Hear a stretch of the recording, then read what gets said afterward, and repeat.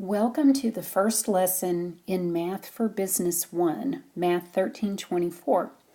We will begin by reviewing linear equations and linear inequalities. And you will see in this box the properties that you should remember from a basic algebra course. Basically, what you need to remember is with an equation, what we do to one side of an equation, we have to do the same thing to the other. So if we're going to multiply one side of the equation by a number, we'll also multiply the other. Or if we're going to add something to one side, we'll add something to the other. So our four properties, addition, subtraction, multiplication, and division, all apply to equations when we're trying to solve. Now, with an inequality, those same rules still apply, but we have one additional item we have to watch out for, and that is if we multiply or divide both sides of an inequality by a number that is negative, it will force the inequality sign to be reversed. It'll make a less than sign turn into a greater than sign, or vice versa.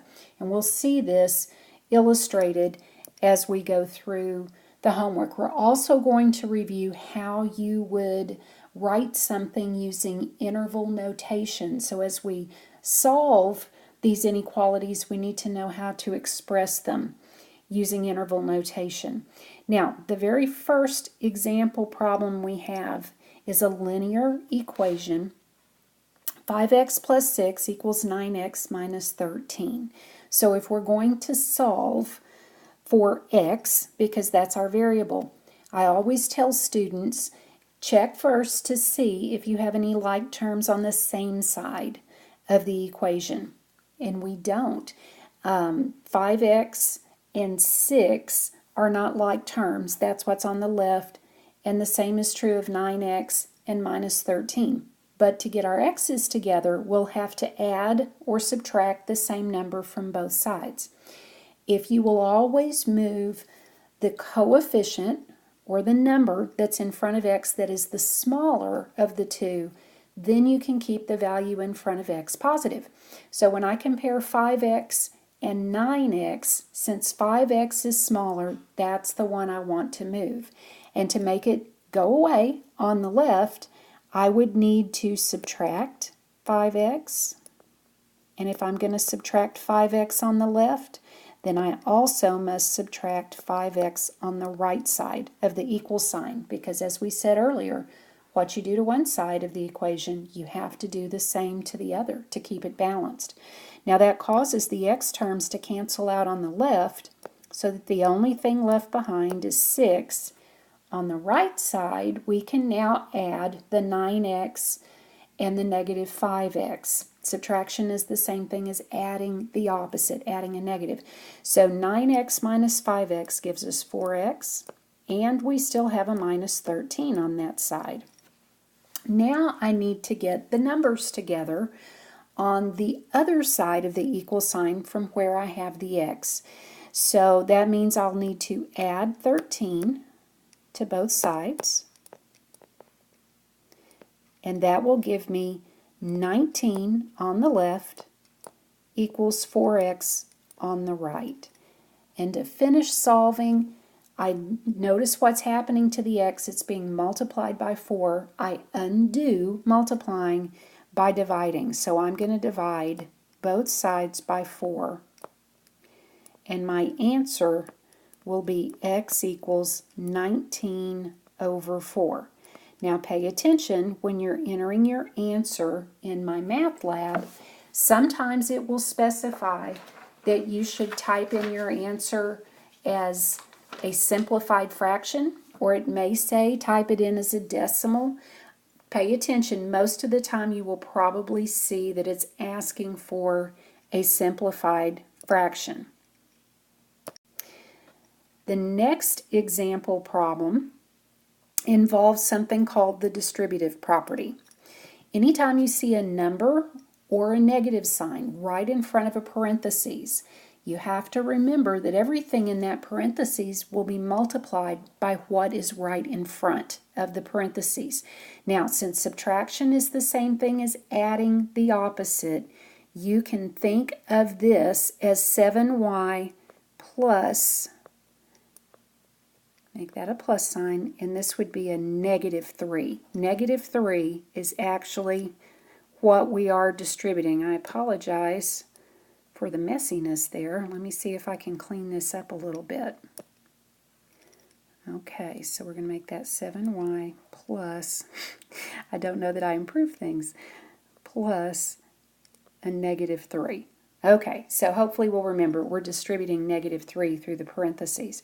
What that means is we still have 7y plus, now if I multiply everything in the parentheses by -3, -3 times 6y is -18y.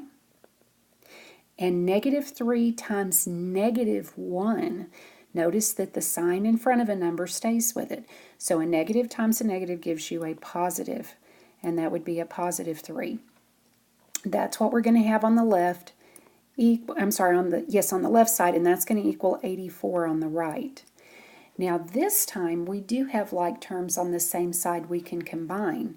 I have a 7y and a -18y. Since they both have y to the first as the variable, all I do is add the coefficients, or the numbers that are in front. So 7 plus a -18 gives me a -11y, plus 3 is what's on the left, equals 84 on the right. Now, I need to get the y by itself. I could move it to the other side to make it positive, but since there's only one term with a y in it, I think I'll just leave it where it is.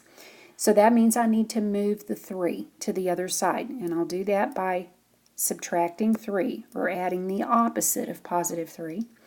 And that means I now have 11y on the left equals 84 minus 3 is 81.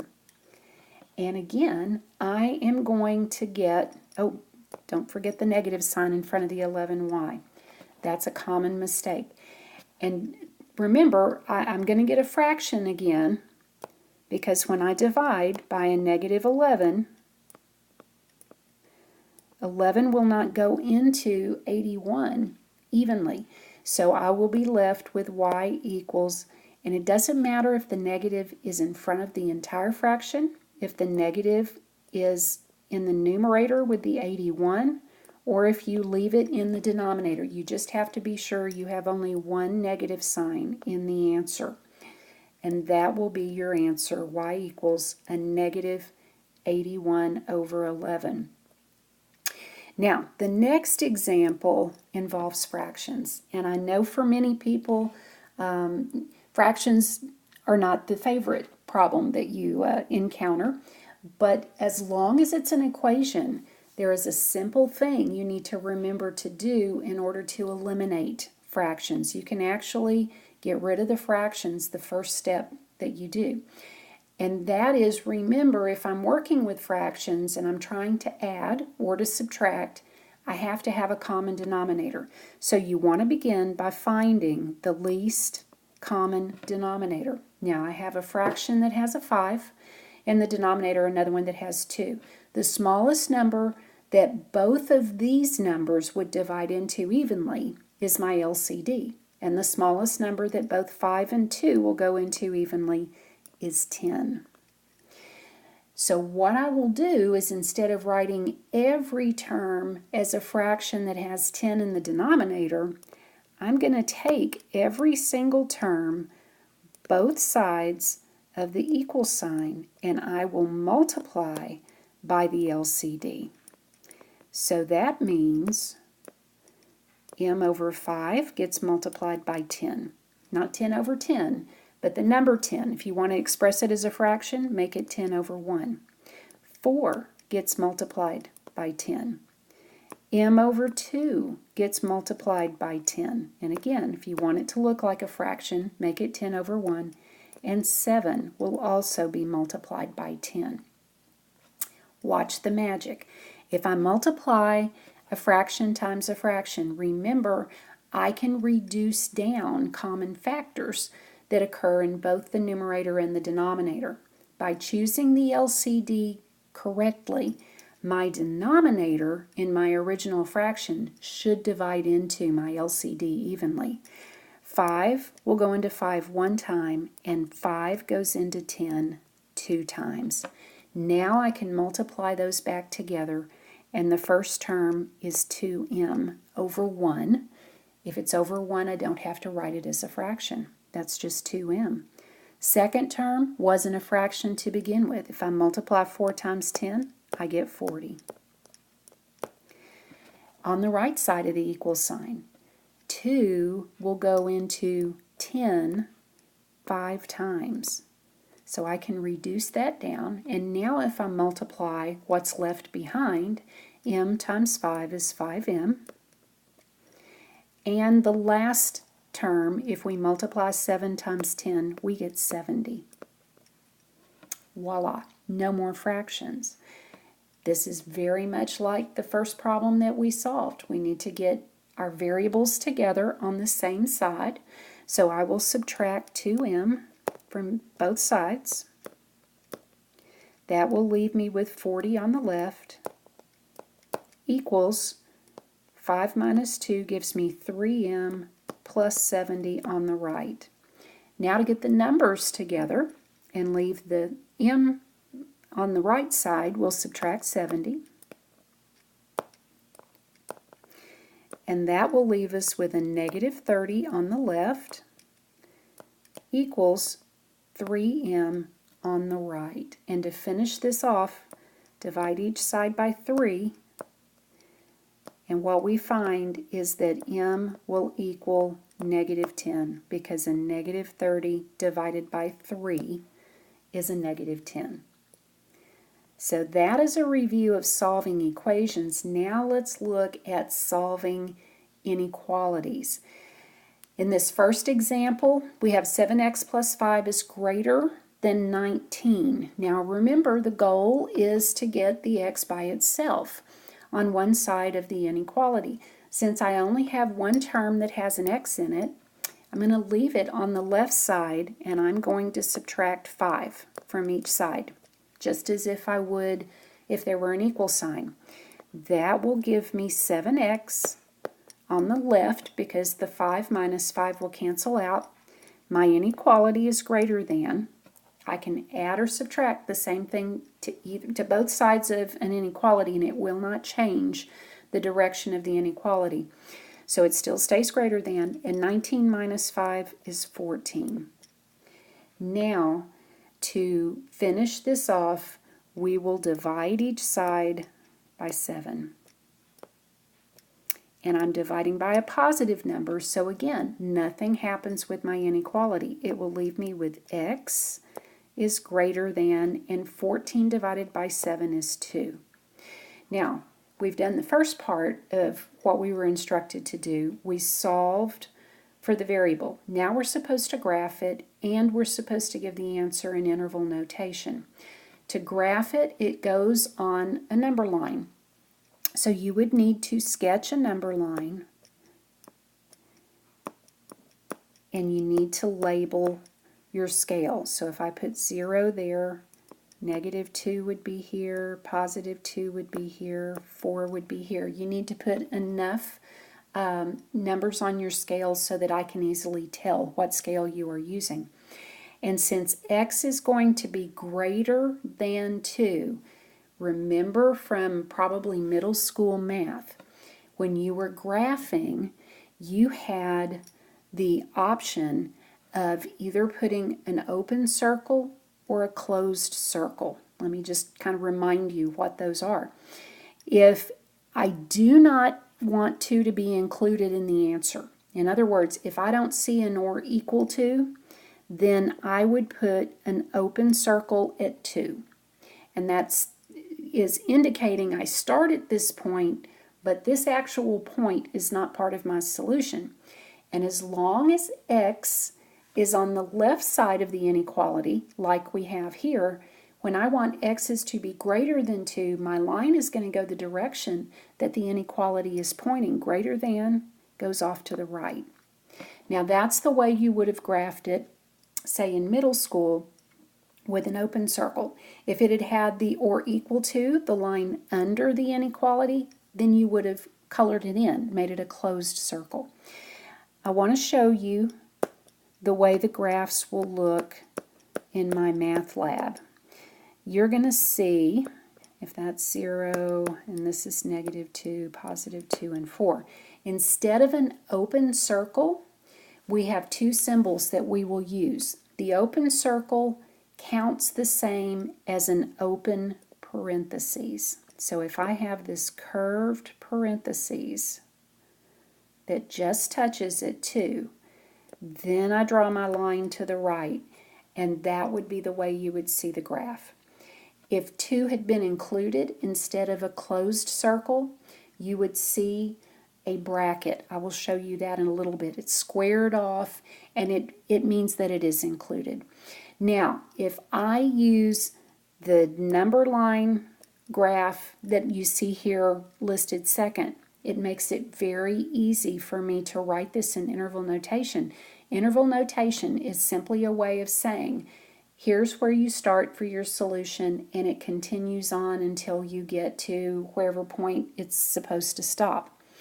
So since this is a graph that starts at +2, but it keeps on going forever to the right, if I'm looking at this graph, the very first place I encounter the solution, it starts at 2, but since 2 is not included, I have to put a parentheses around the 2. So I put an open parentheses and a 2, and I'll put a comma, and then I'll put where this graph would end.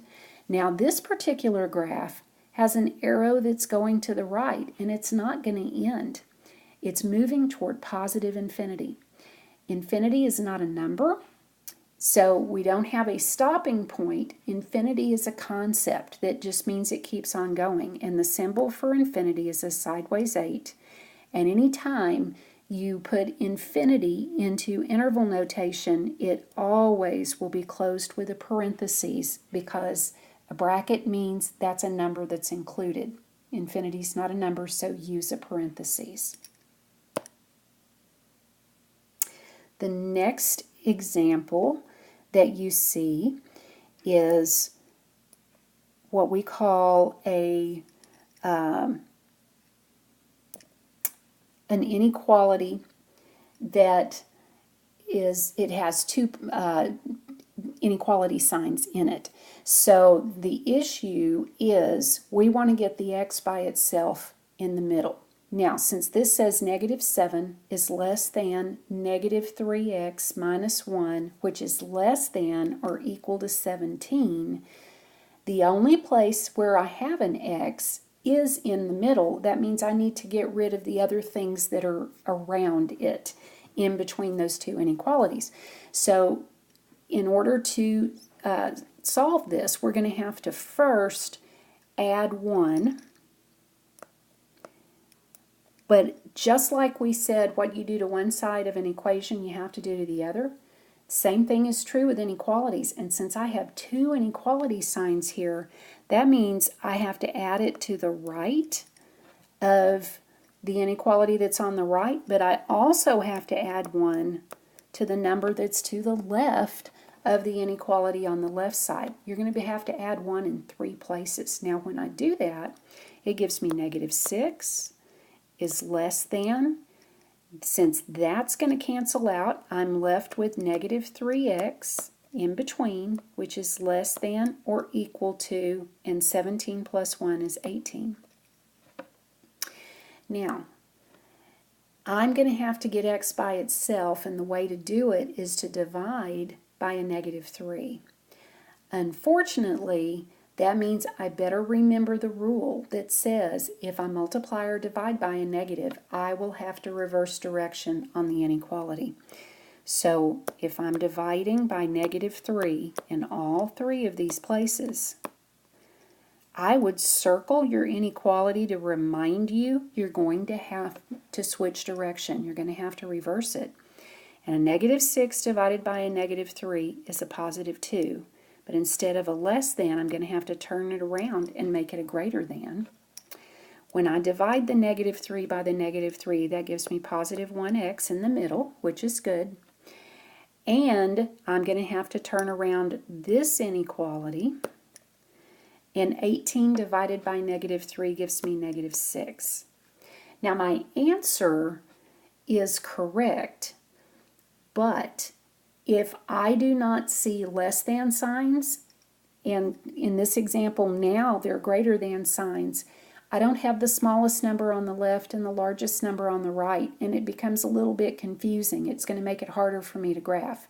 So here's what I would do. I can take this inequality and I can reverse the direction by writing the negative 6 down first. This is going to be the same thing as a negative 6, and then the sign that is beside the negative 6, I have to keep it, but I want to make sure that it's pointed the same direction toward the negative 6. Since this has the point, not the open part of the inequality, pointing toward negative 6, that means I want to make sure that it continues to point at the negative 6. In other words, I'm changing the direction back again. And so I'll have negative 6 is less than or equal to x. And again, since this inequality here is pointing toward the x, I want to make sure that it points toward the x here, and then I'll have a 2 on the right. And now we have an inequality that we should be able to graph. So you're going to need a number line, and I need to put a scale on here. There's a negative 4, negative 2, 0, and I actually need to go just a little further because that needs to be a 2 there. And this is the way that we would graph this. Since I have an or equal to next to the negative 6, that's where you put the bracket. Remember I said it would be closed off. Count the same way as a closed-in circle. And that will go to positive 2, but since there is no or equal to, that's an open-ended parentheses. And my x's, my solution, will be every number in between those. So that's what your graph will look like. And to write your answer in interval notation, you would put your bracket, negative 6, comma, start at negative 6, included, and go up to positive 2, close with a parentheses to show that 2 is not included. We have another example that involves fractions. This one it's an inequality, so we need to make sure we can keep up with everything. Just as we did before, we're going to have to identify the LCD. So now when I look at the denominators, I have a 3, a 4, and a 2.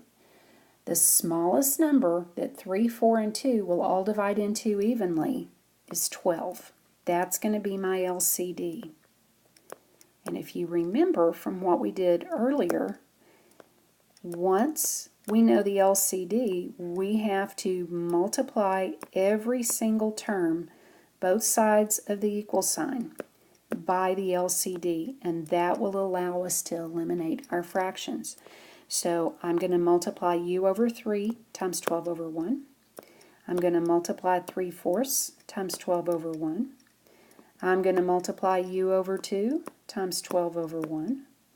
And this last fraction, the minus 5/4, will be multiplied times 12 over 1.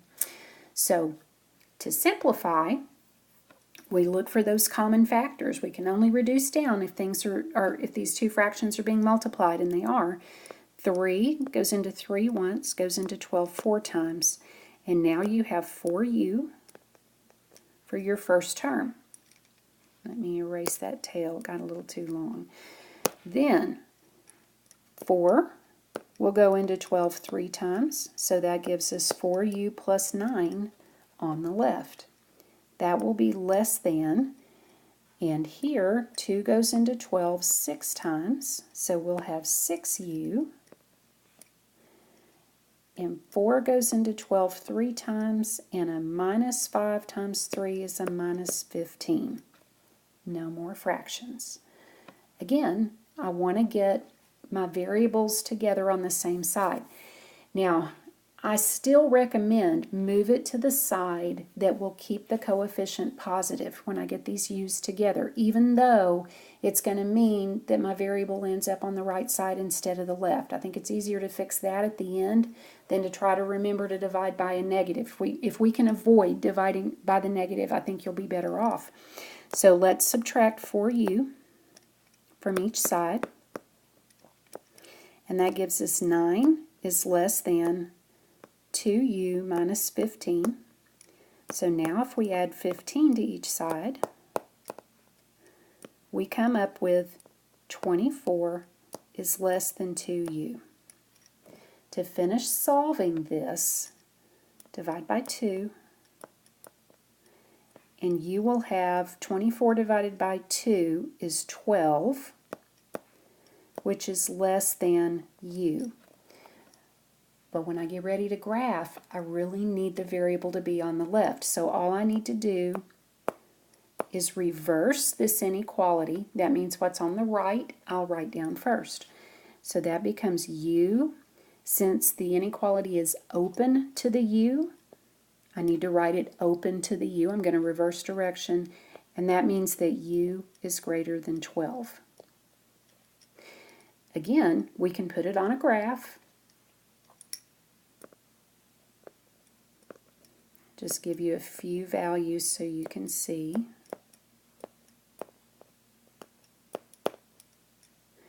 And if U is greater than 12, I know it starts at 12, but 12 is not included. And I want my line to go to the right.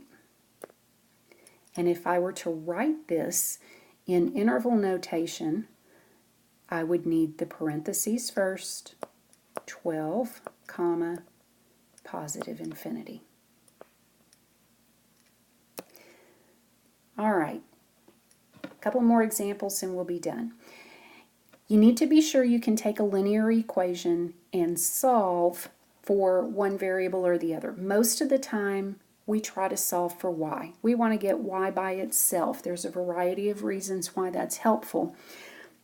So if you're given this equation, 4x minus 3y equals 11, in order to get y by itself, the first thing you would probably want to do is subtract 4x from each side, or you can add 3y to both sides. The advantage in doing that is it will keep the coefficient in front of the y positive. So I'm going to actually add 3y to each side. So that will give me 4x on the left equals 11 plus 3y. Now I want to get the y by itself, so that means on the right side, the first thing I have to do is subtract the 11. I've got to get down to the term that has y in it, so anything that doesn't have y in it has to move. So that will give me 4x minus 11 equals 3y. And now to finish this off, I would divide every term by 3, both sides of the equal sign. And that will give me, if you want at this point, move your y back to the left side. Most people tend to prefer having their variable on the left. Y equals, I would have 4/3 x. You can leave the x in the numerator with the 4 if you want, or you can pull the fraction out as your coefficient times x, and then we have minus 11 over 3. And that is equivalent to what we started with. We have just solved for y. Okay, one word problem example. Break-even analysis. In business, if you want to know what is your break-even point, that simply means that you didn't lose money, but you didn't make money. In other words, what your revenue is, the amount of money you take in from sales, is exactly the same as what your expenses were, your cost. So if you read this problem, a publisher for a promising new novel figures fixed costs, his overhead, his advances, promotion, copy editing, typesetting, and so on, to be $67,000. I'm going to underline that because I know that number is going to be important in a minute. And his variable costs, things that will change depending on how much printing he's doing, things like printing, paper, binding, shipping, those are $3.50 for each book that's produced. So if the book is sold to distributors for $21 each, how many must be produced and sold for the publisher to break even?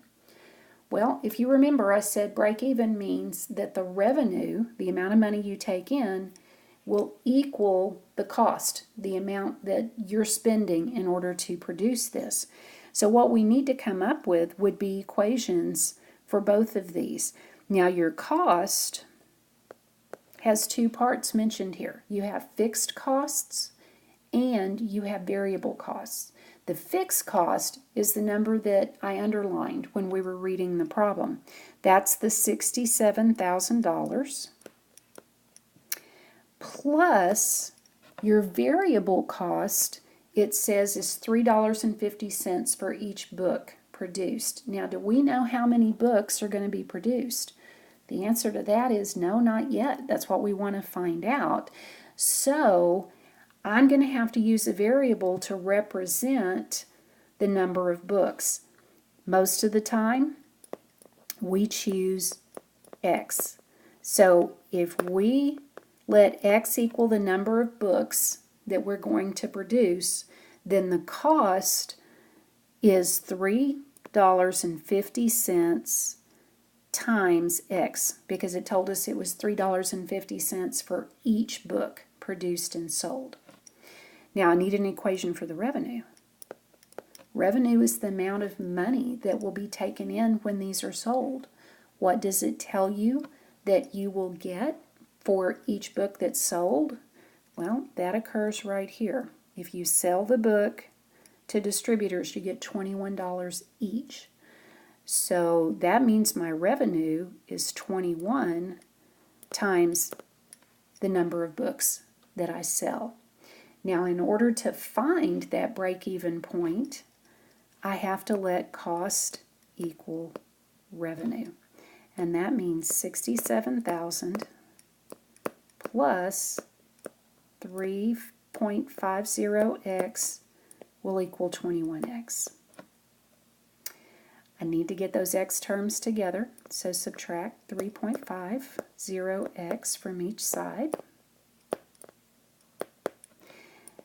That means 67,000 will equal 17.5 times x. The only thing left to do to finish is divide each side by 17.5. And that will tell us that x equals 3,828.57 ... Now, I have a question. Since this is a real-life situation, a word problem, would it make sense to publish half of a book? No, you're not going to publish half of a book. So if you have to answer the question, how many books do you produce in order to break even, we're going to need to round this to the next whole number. And that means you would need to produce about 3,829 books. If I only produce 3,828 books, I'm actually going to lose a little bit of money. So I need to have at least 3,829 books in order to break even.